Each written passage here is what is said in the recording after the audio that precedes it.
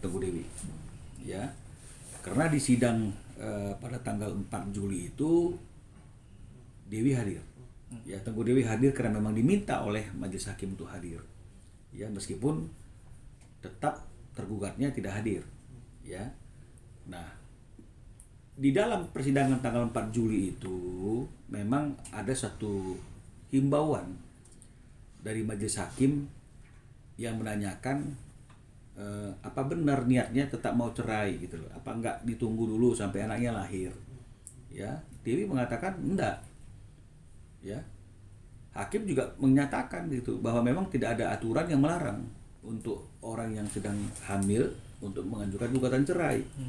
Tapi akan ada hal-hal yang seperti ini, seperti itu, begitulah kira-kira yang terjadi, yang dilakukan dalam persidangan tersebut, ya menurut tim saya yang hadir pada waktu itu.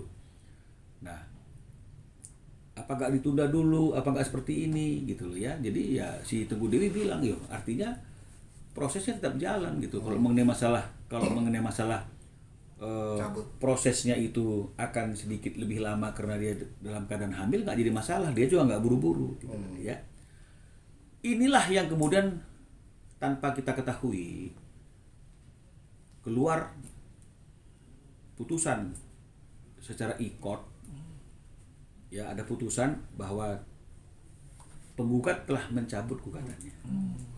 Ya, kita tidak pernah mencabut karena kan kuasa hukum itu ketika ingin mencabut gugatannya dia juga harus punya surat kuasa dari prinsipalnya. Jadi bukan hanya ketika mengajukan gugatan, mencabut gugatan pun dia harus ada surat kuasa untuk mencabut. Ada surat juga untuk permohonan pencabutan. Itu mekanismenya seperti itu. Kalaupun memang prinsipalnya langsung harus menyatakan memang bisa. Tapi nggak pernah ada kata-kata tegas dari Teguh Dewi untuk menyatakan itu. Nah, jadi ini hanya subjektivitasnya hakim saja yang saya nggak paham apa yang melandasi mereka seperti itu gitu ya. Kok sepertinya kok sewenang-wenang gitu ya.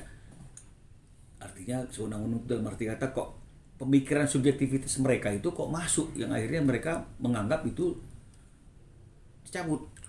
Ya. Nah, itulah yang melandasi kami sebagai kuasa hukumnya Teguh Dewi pada tanggal 9 Juli. Ya. Pada tanggal 9 Juli itu melayangkan surat protes ya dan mohon perlindungan hukum kepada Ketua Pengadilan Agama Cibinong karena kami tidak merasa melakukan pencabutan, Teguh Dewi juga tidak merasa melakukan pencabutan, kok bisa keluar putusan gugatan dicabut. Ya, jadi oleh karena itu kami sampaikan nama-nama majelis yang 3 orang itu, kita bilang kenapa bisa seperti ini ya, dan kita mohonkan juga dalam surat kita ini agar perkara itu harus tetap bisa dilanjutkan dan diperiksa karena tidak pernah ada pencabutan. Nah, dari surat kami yang kami kirim sebagai bentuk komplain kami ini ke Pengadilan Agama Cibinong pada tanggal 17 Juli Pengadilan Agama Cibinong itu sudah merespon surat kami. Ini Pengadilan Agama Cibinong merespon dengan mengirimkan undangan. Ya. Jadi kita diundang ke Pengadilan Agama Cibinong untuk terkait dengan masalah apa yang terjadi. Tim kita sampaikan seperti apa yang tadi saya sampaikan, nggak pernah dicabut. Kenapa kok tiba-tiba ada amar putusan gugatan telah dicabut? Ya. Nah, dan kita minta agar perkara itu diteruskan. Nah, tapi kan secara hukum acaranya kan memang tidak bisa. Kalau sudah terlanjur ada keluar putusan, ya tidak bisa dianulir. Ya, yang bisa adalah majelis hakimnya itu diperiksa kan begitu. Ya, jadi tim yang mengundang kami ini dari Pengadilan Agama Cibinong ini juga menyampaikan kepada tim bahwa ketiga majelis hakim tersebut juga diperiksa oleh Pengadilan Tinggi Agama. Ya, kenapa? Kok nggak ada angin, nggak ada hujan, kok dia tiba-tiba cabut?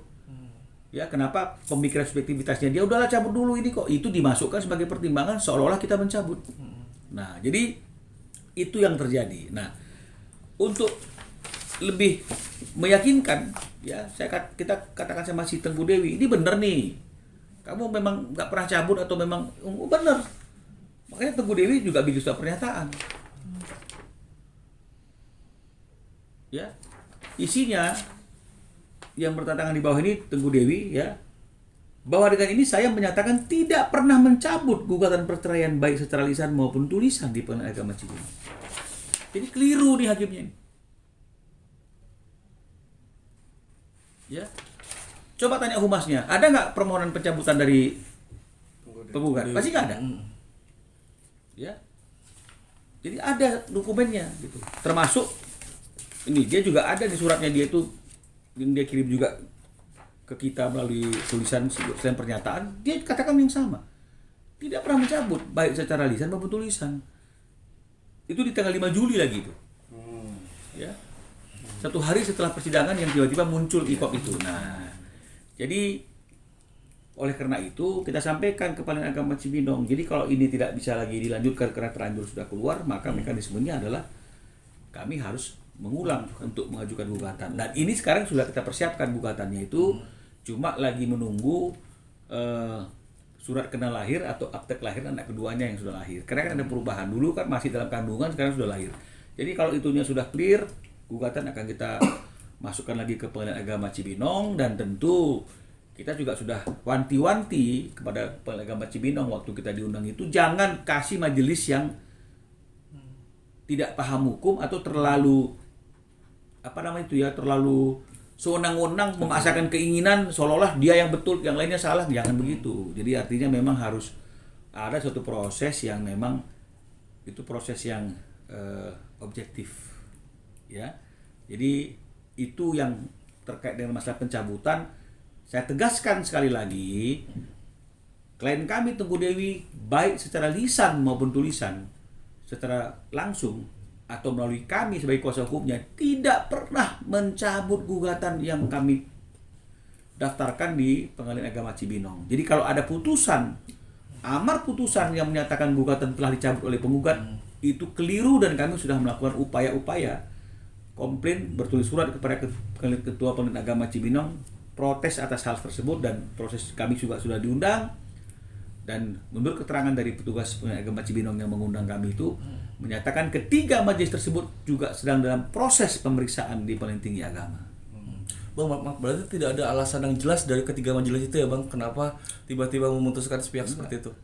Karena menurut dia, jangan ini kan subjektivitas, mana bisa seperti itu. Bang, berarti bisa dibilang ini gugatan dari pihak Teguh Dewi sendiri sudah direvisi atau baru Bang? Atau memang sama yang seperti yang kemarin?